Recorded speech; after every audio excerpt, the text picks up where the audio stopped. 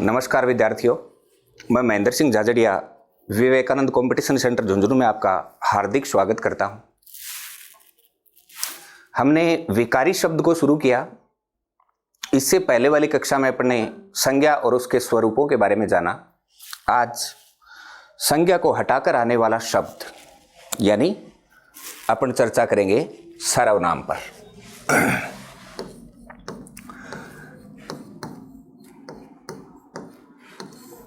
भाषागत उच्चारण की दृष्टि से मैंने बहुत से बच्चों से ये सुना है कि सर सर्वनाम कब पढ़ा होगा। सर्वनाम क्या होता है?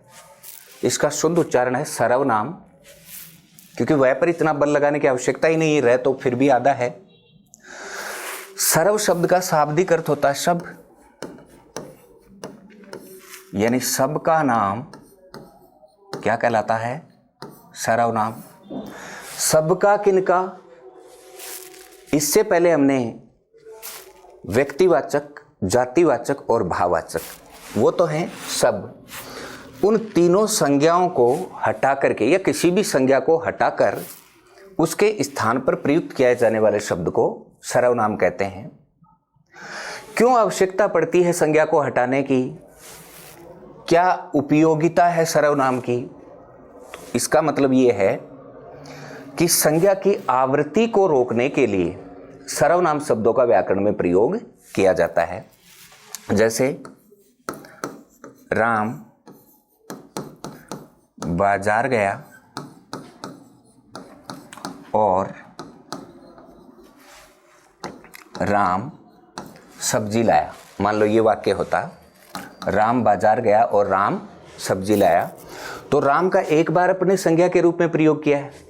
अब दोबारा यहां राम ने लिख करके यदि हम ये कह दें कि और वह सब्जी लाया, तो क्या हो गया?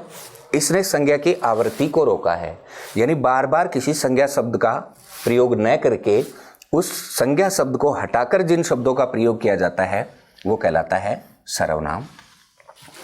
परिभाषा को इतना शानदार तरीके से याद रखो कि किसी भी संज्ञा के स्थान पर आने वाला शब्द सर्वनाम कहलाता है। मैं आपको ये परिभाषा बार बार बता रहा हूं, ये आप लिख भी लेंगे। उसके बाद भी मैं ये लगभग 2008 से बच्चों से प्रश्न करता आया हूं कि जब मैं आपको सर्वनाम की परिभाषा पूछूंगा आप भूल जाओगे कि सर्वनाम किसे कहते हैं। एक्सेप्ट करिए इस चैलेंज को। मैं ये कह रहा हूं कि जब मैं आपसे पूछूंगा कि सर्वनाम किसे कहते हैं आप भूल जाओगे कि था क्या सर्वनाम। खैर, एक बार दोबारा सुन लो। किसी भी संज्ञा के स्थान पर प्रयुक्त होने वाले शब्द को सर्वनाम कहा जाता है। ये सर्वनाम शब्द 6 प्रकार के हैं। एक है पुरुषवाचक सर्वनाम।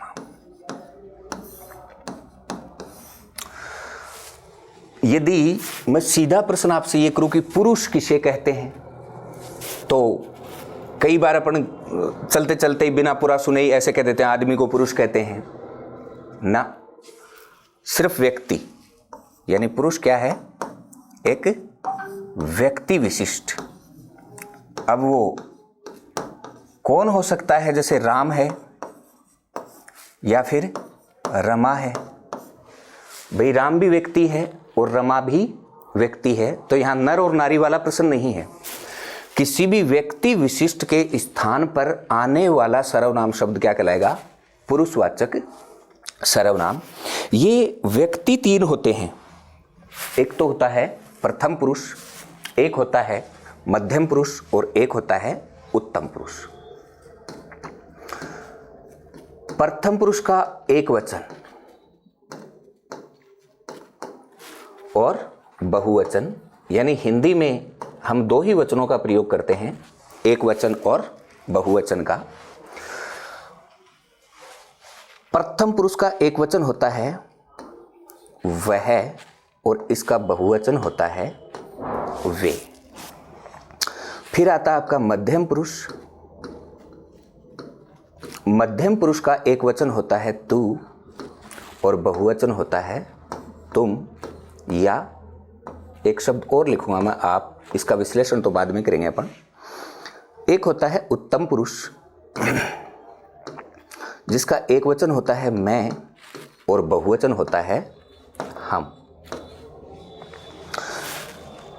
इनको यदि इसी रूप में पूछा जाए तब तक कोई दिक्कत नहीं होती है, लेकिन जब प्रश्न को पूछा जाता है तो थोड़ा सा इसको घुमा दिया जाता है, यानी इनको कारक चिन्ह लगा दिए जाते हैं और किसी भी पुरुषवाचक सर्वनाम को कारक चिन्ह लगा करके उसके कई रूप बन जाते हैं। जैसे प्रथम पुरुष का एक वचन वह है, इसको कारकों की दृष्टि से अगर लेके जाओगे तो वह के स्थान पर आपको उस शब्द मिलेगा। ठीक है, एक के रूप में आपको बोर्ड पे बता रहा हूं, बाकियों को आप बनाने की कोशिश करना। वह को जब भी कारक चिन्ह लगाते हैं तो उस शब्द में बदल दिया जाता है। अब ये हमने सीखा है, कर्ता ने कर्म को करण से संप्रदान के लिए अपादान से अलग संबंध काके की अधिकरण में पर, यानी ये कारक चिन्ह इनको लगाने हैं। तो देखिए कर्ता कारक में ये बनेगा उसने, फिर कर्म में उसको, फिर उससे, उसके लिए,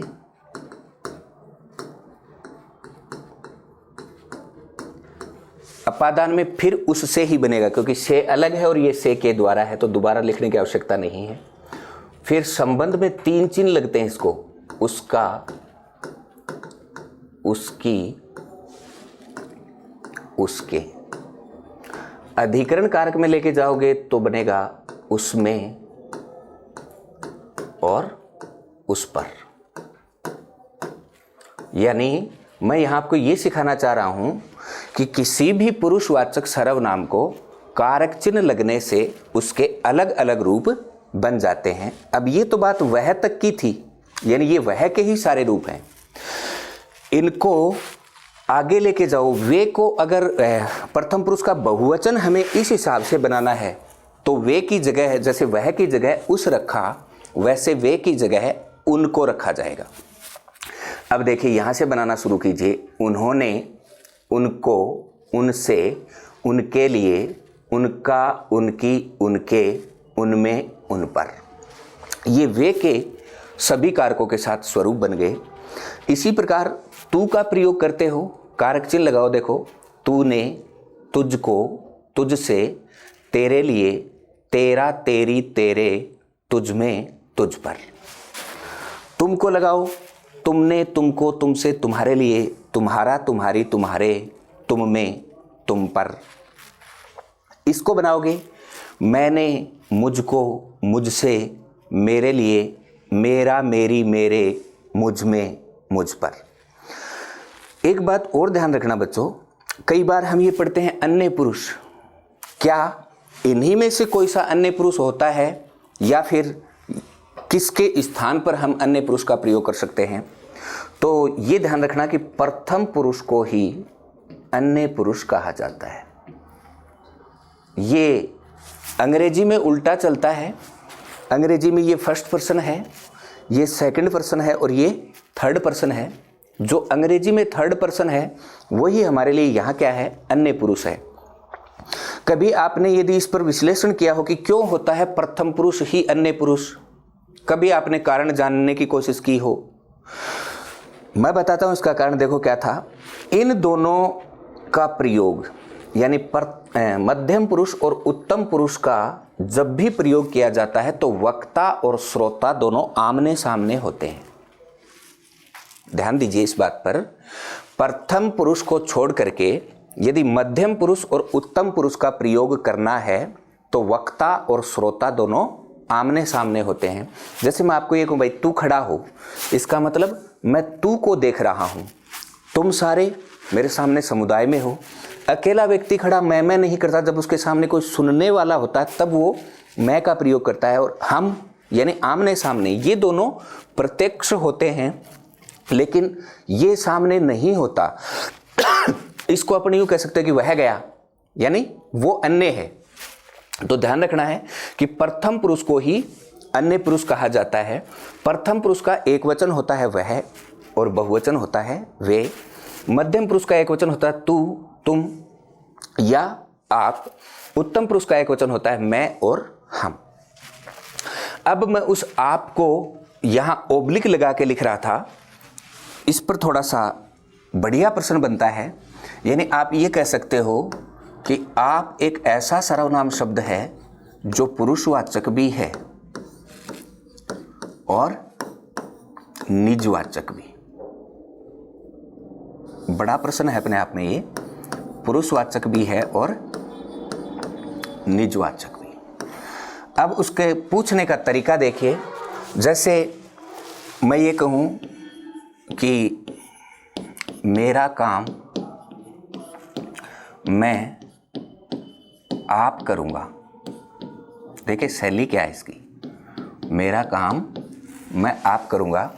या यहां दूसरा वाक्य मैं लिख दूं, आप रहने दें।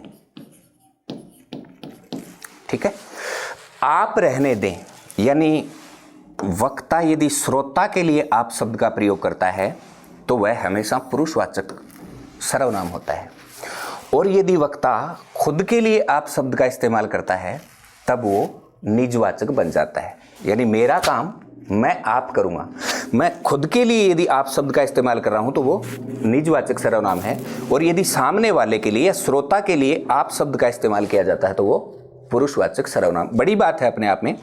पहले प्रश्न की शैली को समझना, उसके बाद देखना ये एकमात्र शब्द ऐसा है जो दो सर्वनामों को कवर करता है।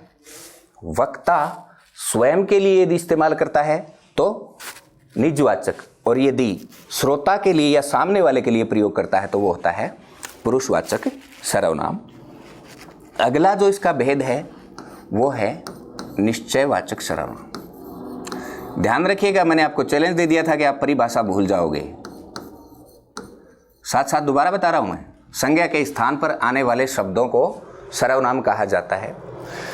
एक अपन पढ़ चुके हैं पुरुषवाचक सर्वनाम, तीन हुए, प्रथम पुरुष, मध्यम पुरुष और उत्तम पुरुष। बात क्या थी कि किसी भी व्यक्ति विशिष्ट का बोध कराने वाला शब्द पुरुषवाचक सर्वनाम था। दूसरा देखिए निश्चयवाचक सर्वनाम, किसी भी संज्ञा के हटने का निश्चित बोध कराने वाला शब्द निश्चयवाचक सर्वनाम कहलाता है। और संज्ञा के हटने का निश्चित बोध कब होगा? जब वो संज्ञा हमारी आंखों के सामने से हटेगी। इसके तीन वाचक शब्द हैं, एक तो है यह, फिर इस और इन। इस एक वचन है और इन बहुवचन है। यह जो शब्द है इसको हम किसी प्रकार का कोई कारक चिन्ह नहीं लगाते। जैसे मान लो एक सीधा सा वाक्य लिखूं मैं आपके सामने, यह मेरा है। आपको ये पूछा जाता है इसमें कितने सर्वनाम शब्द? दो हैं। ये तो पुरुषवाचक हो गया। ये अपन उत्तम पुरुष में सीख के आए पीछे कि भाई मैंने, मुझको, मुझसे, मेरे लिए, मेरा, मेरी, मेरे, मुझ में, मुझ पर। ये जो शब्द है ये कौन सा सर्वनाम हुआ? निश्चयवाचक सर्वनाम। इसको कोई कारक चिन्ह नहीं लगाते हैं। जैसे पुरुषवाचक के अपने अलग अलग कारक चिन्ह लगा करके अलग अलग रूप बनाए हैं, इन दोनों को कारक चिन्ह लगेंगे, यानी पूरी उसी प्रक्रिया से गुजारेंगे हम। ध्यान से सुनना, ने से शुरू कर रहा हूं मैं। ये बनेगा इसने, इसको, इससे, इसके लिए, इसका, इसकी, इसके, इसमें, इस पर। बहुवचन बनाओ, इन्होंने, इनको, इनसे, इनके लिए, इनका, इनकी, इनके, इनमें, इन पर। तो इसको तो कभी कोई कारक चिन्ह लगाना ही नहीं है, और इन दोनों को अपन कारक चिन्ह लगा करके इनके कई रूप बना सकते हैं। यानी अपन सीधा यूं कहते हैं कि इसे, जरूरी थोड़ी इसी मिले, ये इसे भी बन सकता है, इसे मत सताओ।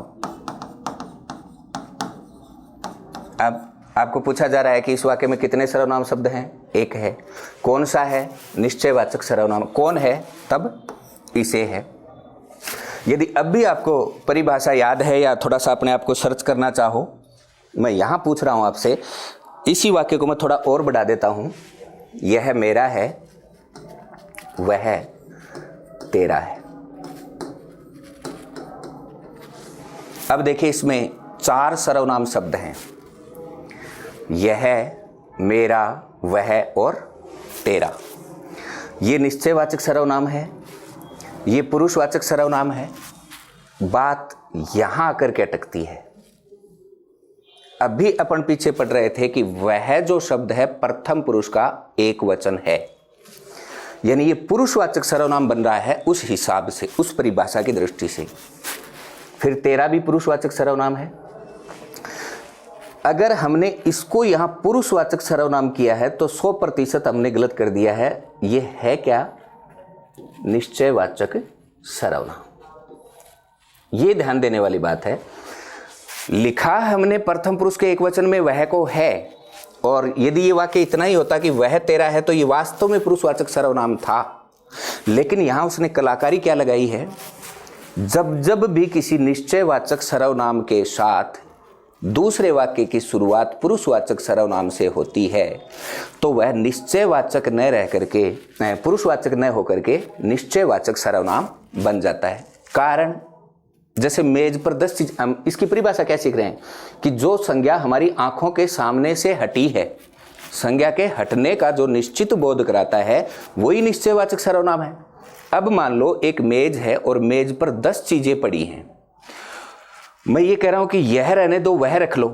जितना मैं यह को देख रहा हूं उतना ही वह को देख रहा हूं। इसका मतलब दोनों ही प्रत्यक्ष हैं। निश्चित बात है कि जितना यह मुझे दिखाई दे रहा है उतना ही वह दिखाई दे रहा है। और जब बात निश्चित होती है तो वो सर्वनाम क्या बन जाता है?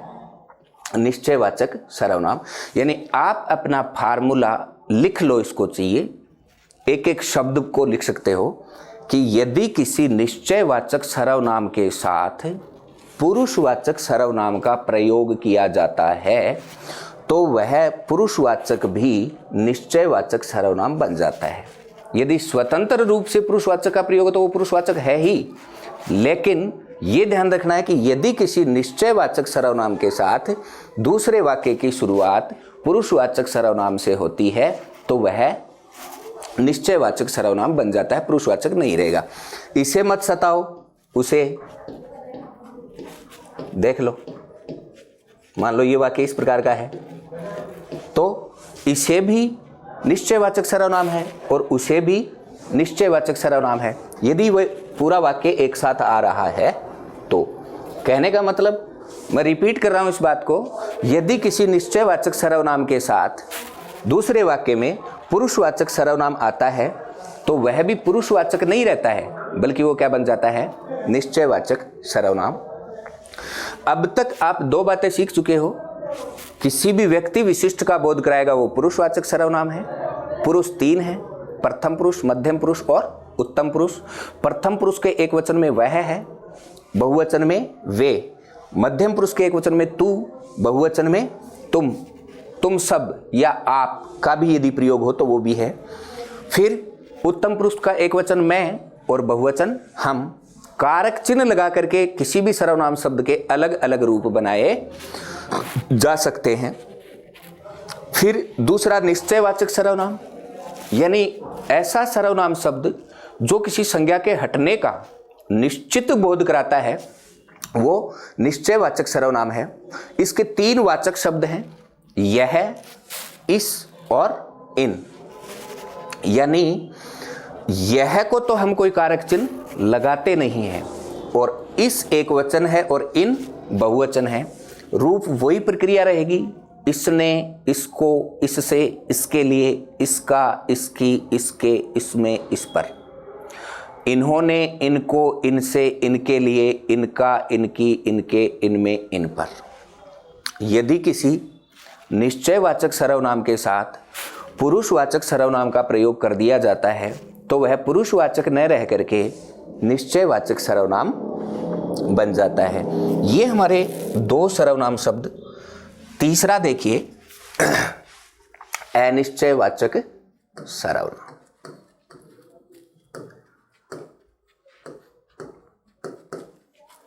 अनिश्चयवाचक सर्वनाम, उस निश्चयवाचक सर्वनाम की परिभाषा को उल्टा कर दो। ये तो अपन शुरुआत में ही सीख रहे थे कि ए का मतलब न होता है तो नहीं होता है निश्चय, है ना। ये सटीक रूप से इस हिसाब से याद रखना है कि वह सर्वनाम शब्द जो किसी संज्ञा के हटने का निश्चित बोध नहीं करा पाता, नहीं कराता और करा पाता में अंतर है। नहीं कराता तब तो सर्वनाम शब्द ही नहीं है ना, लेकिन करा नहीं पाता ऐसा सर्वनाम शब्द जो किसी संज्ञा के हटने का निश्चित बोध नहीं करा पाते, वे सर्वनाम शब्द क्या कहलाएंगे? अनिश्चयवाचक सर्वनाम। जैसे तीनों को एक साथ लो, अपन ने एक वाक्य लिखा राम गया, अब इसमें सर्वनाम है ही नहीं। राम को हटाओ, यानी पुरुषवाचक सर्वनाम में अपन कह रहे थे इसको वह गया। ठीक है, संज्ञा को हटा कर आया, सर्वनाम तो बन गया है। सर्वनाम कौन सा बना? पुरुषवाचक सर्वनाम। दूसरा अपन ने पढ़ा निश्चयवाचक सर्वनाम, उसमें यूं कर दिया कि यह गया। ठीक है, अब यदि यहां आए हो तो हम क्या कहेंगे? कोई गया। हमें ये तो पता है गया, लेकिन ये नहीं पता कि कौन गया। कोई जैसे दरवाजा बंद है, बाहर से आहट होती है, तो अपन कहते हैं कि कोई नीचे गया है ना। ये तो पता है हमें गया है, लेकिन ये नहीं पता कि कौन गया है। जब ऐसा पता नहीं करा पाता, वो सर्वनाम क्या होगा? अनिश्चयवाचक सर्वनाम। यदि इसको विस्तृत करो तो देखो क्या क्या आते हैं इसमें? कोई, कई, कुछ, सब, किसी। ये सारे के सारे शब्द संज्ञा तो हटा रहे हैं, लेकिन निश्चित रूप से हमें नहीं बताते। जैसे इनके आगे आप जोड़ लो वाक्य कि कोई आया है। अब ये कोई क्या है? अनिश्चयवाचक सर्वनाम। अपन यूं कहते हैं कई चले गए, कई चले गए। अब ये क्या बन गया? अनिश्चयवाचक सर्वनाम। कुछ, अभी और लेना है। ठीक है, सब समाप्त हो गया है।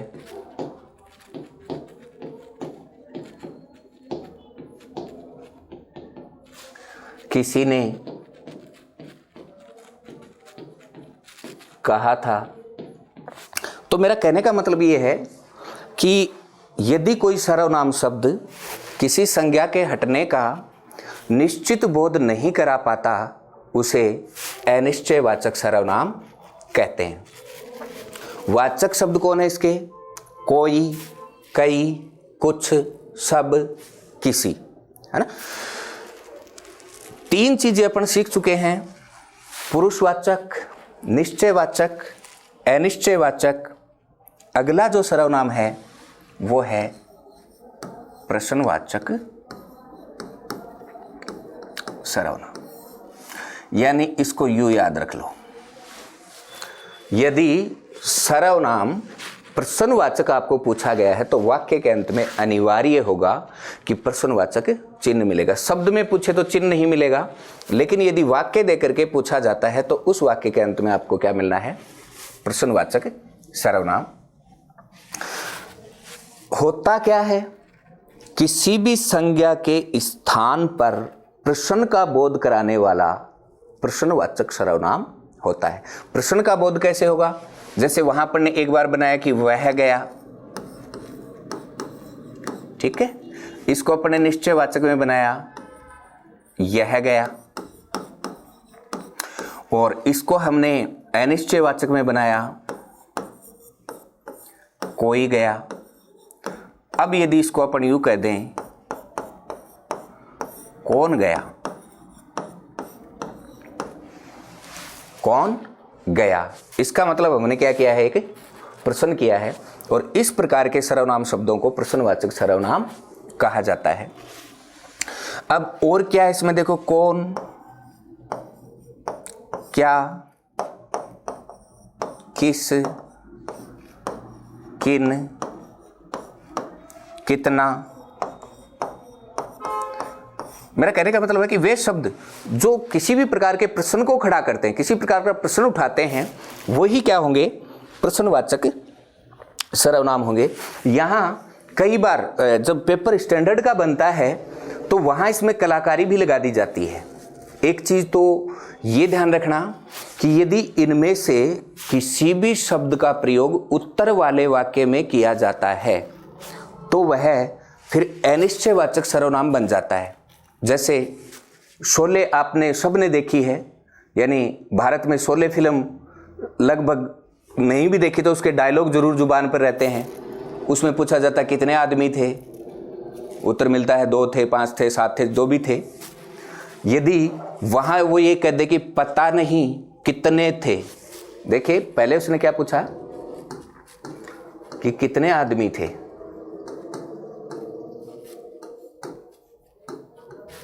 ठीक है। फिर वो इसी के उत्तर में, इसी वाक्य में यदि उत्तर हो कि पता नहीं कितने थे, देखो घुमा दिया गया थोड़ा सा इसको, पता नहीं कितने थे। अब यदि आपको यह पूछा जाता है कि इस वाक्य में कुल कितने सर्वनाम शब्द हैं, तो ध्यान रखना एक ही है और वो भी ये प्रश्नवाचक चिन्ह जरूर लगा हुआ, लेकिन ये सर्वनाम नहीं है। इसलिए मैं कह रहा था, इसीलिए शुरुआत में मैंने चैलेंज दिया था कि आप भूल जाओगे कि सर्वनाम किसे कहते हैं। ये सर्वनाम क्यों नहीं है? क्योंकि इसने किसी संज्ञा को हटाया नहीं है, और जब तक हटाकर नहीं आएगा तब तक वो सर्वनाम नहीं होगा। परिभाषा यही थी कि किसी भी संज्ञा के स्थान पर आने वाला शब्द सर्वनाम कहलाता है। इस कितने के लिए आदमी मौजूद है। यदि ऐसे होता कि कितने थे तब ये सर्वनाम था, लेकिन संज्ञा मौजूद है, जब तक संज्ञा मौजूद है तब तक वो सर्वनाम नहीं होगा, तो ये तो सर्वनाम है ही नहीं। फिर आगे देखिए, पता नहीं कितने थे, तो ये प्रश्नवाचक नहीं है। ये बात मैं बल दे के कह रहा था कि यदि वाक्य में प्रश्नवाचक सर्वनाम है, संज्ञा मौजूद नहीं है, तो वाक्य के अंत में आपको प्रश्नवाचक चिन्ह मिलेगा। यहाँ देखिए विस्मयादि बोधक चिन्ह लगा हुआ है, वाक्य के अंत में प्रश्नवाचक चिन्ह नहीं है। विस्मयादि बोधक का मतलब ही होता है कि वो सर्वनाम अनिश्चयवाचक सर्वनाम है। अगर चिन्ह भी याद नहीं रहे तो आप यूँ याद रख लो कि किसी भी प्रश्नवाचक सर्वनाम का प्रयोग उत्तर देने वाले वाक्य में होता है तो वह प्रश्नवाचक नहीं रहता, बल्कि अनिश्चयवाचक सर्वनाम बन जाता है। और यदि इसको थोड़ा और भी घुमा दिया जाए तो देखिए, किस किस को नमन करूं, ये वाक्य देखिए। यहां मैं आपको सिखा रहा हूं कि किस जो शब्द है वो अपने आप में प्रश्नवाचक सर्वनाम है, लेकिन यहां किस शब्द का प्रयोग किया गया है लेकिन फिर भी वो प्रश्नवाचक सर्वनाम नहीं है। क्योंकि एक आइडिया तो ये याद रख लो कि वाक्य के अंत में विस्मयादि बोधक चिन्ह है। विस्मयादि बोधक चिन्ह है, इसका मतलब वो प्रश्नवाचक सर्वनाम नहीं है, वो अनिश्चयवाचक सर्वनाम बन जाएगा। या इसका दूसरा फार्मूला यदि आप बनाना चाहो तो यूँ बना लो कि यदि किसी भी प्रश्नवाचक सर्वनाम की आवृत्ति हो जाती है, उसको एक से अधिक बार यदि लिख दिया गया है, तो वह कभी भी प्रश्नवाचक सर्वनाम नहीं रहेगा, बल्कि उसको अनिश्चयवाचक सर्वनाम कहा जाएगा।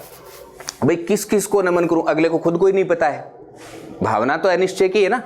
हम जैसे शादी में जाते हैं, है ना, तो वहां जब खाना खाने के लिए जाते हैं, कई बार ऐसा भी होता है कि जैसे फोकट में कहीं घुस गए, है ना, तो उस कंडीशन में ये प्रश्न उठता है कि बोले क्या क्या खाऊं, यानी भावना क्या थी, वो अनिश्चय की थी, है ना।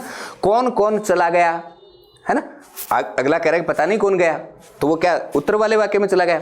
जब जब भी किसी प्रश्नवाचक सर्वनाम को एक से अधिक बार लिख दिया जाएगा तो वह प्रश्नवाचक सर्वनाम नहीं रहेगा, बल्कि अनिश्चयवाचक सर्वनाम बन जाएगा। अपना पांचवा जो सर्वनाम है वो है निजवाचक सर्वनाम। ये सबसे सरल सर्वनाम है, ये आपका कभी गलत होगा ही नहीं। इसके 3 ही वाचक शब्द हैं, एक तो स्वयं, दूसरा खुद, और तीसरा जो मैं पुरुषवाचक सर्वनाम में आपको बता चुका था, आप।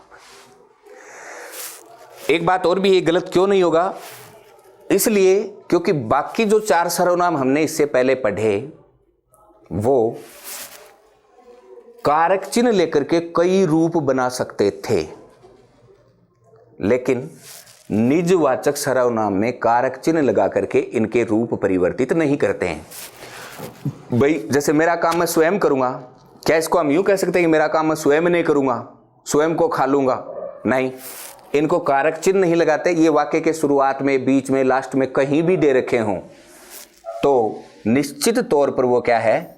निजवाचक सर्वनाम है। एक बात और ध्यान रखेंगे, बाकी सर्वनाम के साथ संज्ञा मौजूद हो सकती थी। यदि संज्ञा मौजूद है तो वो सर्वनाम बनता ही नहीं है, लेकिन इनके साथ संज्ञा भी मौजूद नहीं हो सकती। मेरा कहने का मतलब है कि यदि हिंदी के किसी भी वाक्य में इन तीनों में से कोई सा भी शब्द कहीं भी आ रहा है तो वो क्या होगा? निजवाचक सर्वनाम। परिभाषा किसी संज्ञा के स्थान पर निजता का बोध कराने वाला सर्वनाम शब्द निजवाचक सर्वनाम होता है।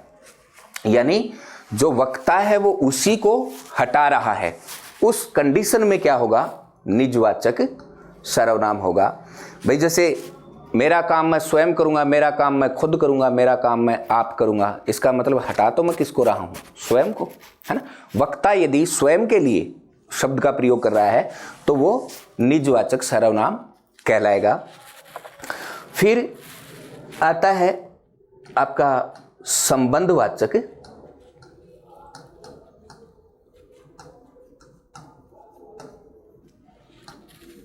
सर्वनाम।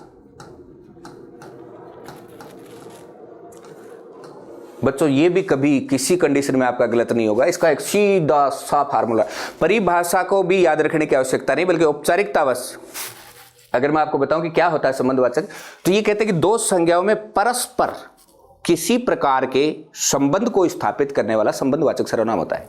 अब अपन को बेरो पड़ा कि कौन सो संबंध कणासी बन गो, ठीक है ना।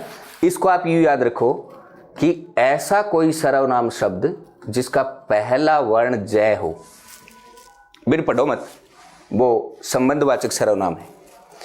अभी तक तो कोई ऐसा सर्वनाम नहीं है इन पांच में कि जिसका पहला अक्षर जय हो, है ना। अब देखो इसको बनाना कैसे है, जो, जिसे, जिन्हें, जहां, या यूं बना लो कि जिस और जिन, सब का पहला अक्षर क्या आ रहा है? जय आ रहा है। आप एक लंबी सांस लीजिए और एक साथ बोलिए। देखिए मेरा अनुकरण करने की कोशिश करना। मैं बोलूंगा जो, जिसे, जिन्हें, जहां, जब, जिधर, जैसा, जैसी, जैसे, जिसने, जिसको, जिससे, जिसके लिए, जिसका, जिसकी, जिसके, जिसमें, जिस पर, जिन्होंने, जिनको, जिनसे, जिनके लिए, जिनका, जिनकी, जिनके, जिनमें, जिन पर। ये लो एक सांस में हम इसको कर सकते हैं। दोबारा सुनो, देखो, जो, जिसे, जिन्हें, जहां, जब, जिधर, जैसा, जैसी, जैसे, जिसने, जिसको, जिससे, जिसके लिए, जिसका, जिसकी, जिसके, जिसमें, जिस पर, जिन्होंने, जिनको, जिनसे, जिनके लिए, जिनका, जिनकी, जिनके, जिनमें, जिन पर। ठीक है। या सीधा यूं याद रख लो, अगर किसी सर्वनाम शब्द की शुरुआत जय वर्ण से होती है तो ही वो क्या होगा? संबंधवाचक सर्वनाम होगा। आगे चल करके इसकी कैटेगरी ध्यान रखना है कि संबंधवाचक सर्वनाम का प्रयोग हिंदी में सिर्फ मिश्र वाक्यों में ही होता है। वाक्य की तीन कैटेगरियां पढ़ेंगे अपन आगे चल करके, साधारण, संयुक्त और मिश्र। संबंधवाचक सर्वनाम हमेशा मिश्र वाक्य को बनाता है। अपन कहते हैं कि जैसी करनी वैसी भरनी, जो करेगा सो भरेगा, है ना। तो मेरा कहने का मतलब है कि यदि किसी सर्वनाम शब्द का पहला ही अक्षर जय हो तो वो क्या होगा? संबंधवाचक सर्वनाम। ये आपका टॉपिक था सर्वनाम। यहां बच्चों मैं एक चीज और शेयर करूंगा आपसे। जब पहली बार आरटेट 2011 में सिलेबस जारी हुआ तो जैसे मैं आपको अभी ये टॉपिक पढ़ा रहा था, बिल्कुल इसी प्रकार से पढ़ाया। उस समय 2-3 दिन ही क्लास शुरू हुई थी और अमूमन अपनी हिंदी के सारे टॉपिक लगभग सभी जगह होते हैं, तो सिलेबस देखने की आवश्यकता ही नहीं होती है। तो सिलेबस देखा नहीं था। पीछे से क्लास में एक बच्चा बोला, सर, बोले एक सर्वनाम और रेगो, क्योंकि मैंने जैसे ये 6 पढ़ाए फिर अगला टॉपिक लिख दिया विशेषण। बोले सर एक सर्वनाम और रेगो। मैंने कहा अरे नालायक, 6 ही तो होते हैं सर्वनाम, कहाँ से रह गया? बोले नहीं एक और रह गया। तो मैंने कहा कौन सा रह गया? अब उस समय मेरे ध्यान नहीं था क्योंकि पहले कभी पढ़ा ही नहीं था। तो मैं तो ये सोच रहा था कि थोड़ी देर में मैं अपना दिमाग लगा के कुछ न कुछ बना लूं। मैंने बच्चे से कहा तूने कहा देखा है क्या? बोले हाँ सर सिलेबस में दे रखा है। मैंने कहा तेरे पास सिलेबस है? बोले हाँ सर है। तो वो पीछे से सिलेबस मेरे तक ट्रांसफर करेगा, इतनी देर में तो मैं बना लूंगा ना। अब जो थर्ड ग्रेड की तैयारी कर रहा है एक अध्यापक है, वो झूठ तो नहीं बोलेगा, और मेरा कोई इंटरव्यू भी नहीं ले रहा था वो। तो वो सिलेबस जैसे आया मैंने देखा औपचारिकता बस, मैंने कहा बस ओई को नहीं आगे तन। बोले सर नहीं आ रहा इसीलिए आपको कहा है। तो देखिए वहाँ एक नाम दे रखा था सह संबंधवाचक सर्वनाम। ये भेद नहीं है, लेकिन ये नाम उस सिलेबस में दे रखा था। भाई संबंधवाचक तो अपन ने पढ़ ही लिया ना, उसके साथ क्या जुड़ा हुआ है? एक शब्द और जोड़ दिया, सह संबंधवाचक सर्वनाम। सह का मतलब है साथ। किसके साथ? संबंधवाचक सर्वनाम के साथ। जैसे पुरुषवाचक के साथ निश्चयवाचक आ रहा था, वैसे ही यदि कोई सर्वनाम शब्द संबंधवाचक सर्वनाम के साथ प्रयुक्त किया जाता है तो उसको सह संबंधवाचक सर्वनाम कहते हैं। जैसे जो करेगा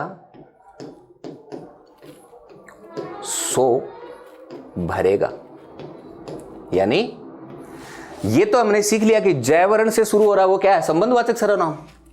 ये तो क्लियर कर ही लिया आपने। अब ये तो संबंधवाचक सर्वनाम था, लेकिन ये क्या है? जो के साथ सो का प्रयोग, यानी संबंधवाचक सर्वनाम के साथ आने वाले को सह संबंधवाचक सर्वनाम कहा जाता है। ये चीज आप नोट लगा के लिख सकते हो। ध्यान रखने की चीज है, कभी भेद पूछे तो साथ मत कर देना।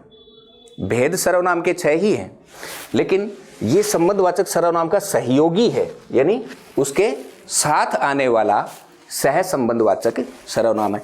आप आए कहते हैं जैसी करनी वैसी भरनी, यानी जैसी जो है वो तो क्या है? संबंधवाचक सर्वनाम है, और इसके साथ हमने क्या प्रयोग कर दिया? वैसी। वो क्या बन गया है? सह संबंधवाचक सर्वनाम। कई बार इसमें तत्सम शब्दों का प्रयोग कर लिया जाता है, जैसे यथा कर्म तथा फल। बात तो वही है ना कि जैसा काम वैसा फल, है ना। तो ये बात मैं शब्दों में ही सिखा चुका था आपको कि ऐसे शुरू होने वाला शब्द तत्सम था, और जैसे उसको शुरू कर दिया तो वो क्या बन गया? तद्भव। कहने का मतलब है कि ये तो क्या है? आपका संबंधवाचक सर्वनाम, और यदि इसका प्रयोग किया गया है तो ये क्या है? सह संबंधवाचक सर्वनाम। तो ये था आज का टॉपिक आपका। ध्यान क्या रखना है? परिभाषा यदि आपको याद है तो शायद सर्वनाम शब्द कभी गलत ही नहीं होगा।